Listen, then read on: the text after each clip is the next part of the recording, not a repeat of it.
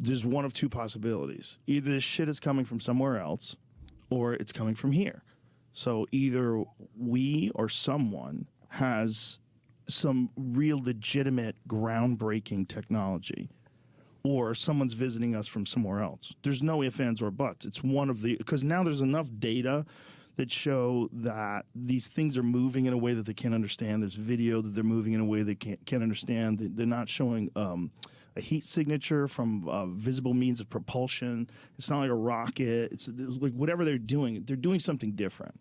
And then Commander David Fravor, who you talked to, that Tic Tac experience, if they really did track something that went from above 50,000 feet above sea level to 50 feet in less than a second, what the fuck is that?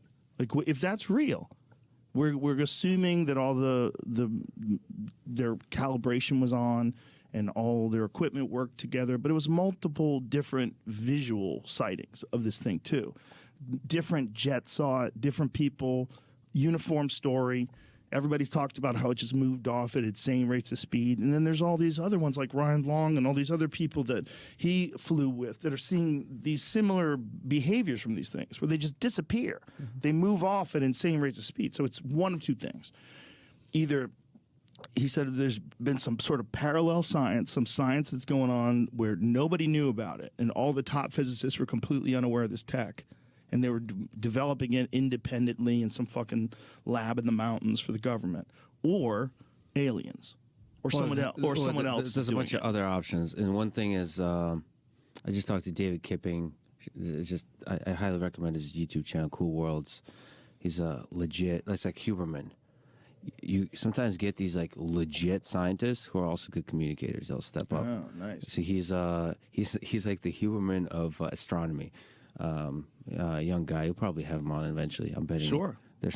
I'll have him on. He's brilliant. Definitely check out his channel. Anyway, he's an astronomer, so he's deep in the astronomy, astrophysics community, and he says, and you've said this before too, is he tries to really hard not to think about stuff he wants to be true, like right. Be very kind of calibrated properly, because with the UFO sightings, there is a part of you, I don't know why exactly, but you kind of want it to be true. Not kinda. Like all the way. I want like 98% of it to be true.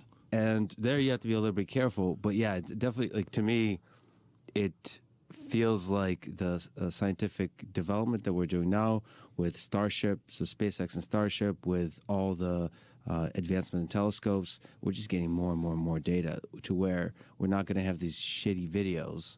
We're going to have high resolution understanding. And because it's becoming more okay to talk about aliens, I think the actual scientific community has a bigger humility about the topic, to where they're expanding of their like the window of their study to consider all kinds of physical phenomena, all kinds of observation, all kinds of sources of data and signals and so on, to where we would, I would hope we would get definitive signals of alien life.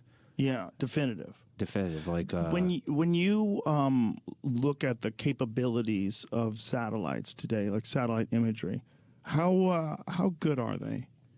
And how many of them are up there that they could direct to a very specific area and get really good video or photographs? It's incredible. It's right. really, really good. So why wouldn't Starlink, they just they're going to cover in? the whole. With you're talking about going from thousands to tens of thousands to potentially hundreds of thousands in a couple of decades. But are they capable of imagery? The Starlink ones? Yeah. Yes, they're all capable of imagery, but they're not. That's not their purpose. Right. So that's for internet. But what about for visual? When they have spy satellites or satellites that can look down and see everything that's going on in the city, how good are those? They say they can read license plates from space. Yeah. Is that real? I think that's real, yeah. Okay. But how prevalent are they? I don't know, because like the capability I think is there to high resolution image everything, but I don't know how much desire there is for that kind of application, because there's so much more for other kinds of applications. So like low resolution imaging for mapping purposes and so on, imaging for military purposes, there's applications, but that's like very specific kind of application. I just don't know. It's like James Webb Telescope. right? There's like huge battles going on what that thing should do.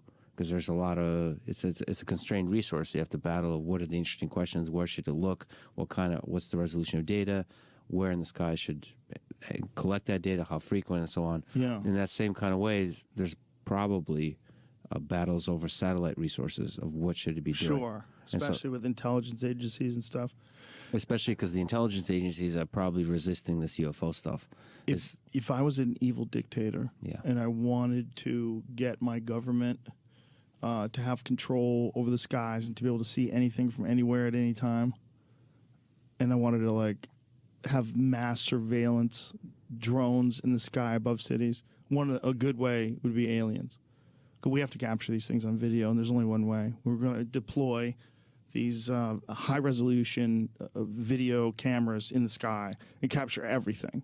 And there's sightings every day. It won't be a matter of time before we have real high-resolution photo of something we can definitively prove is not ours, is not of this earth. Well, do you think People would sign the fuck up? You think there's that much excitement about aliens? Like, I'm not, like, it's ultimately why are aliens so interesting? Because to me, philosophically and scientifically, it's a super interesting question. Yeah. Like, just even the question, are we alone?